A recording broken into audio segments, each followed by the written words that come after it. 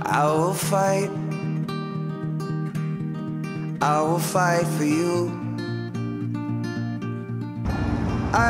Okey, selamat tahun baru kepada semua subscriber ataupun follower aku dekat mana-mana social media yang hampa tengok, YouTube, TikTok, Instagram.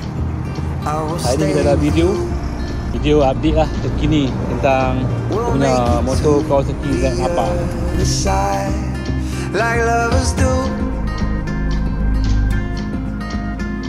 I'll reach my hands out in the dark and wait for yours to interlock. Hari ni 1 bulan Januari. So selamat tahun baru semua. Leather Craft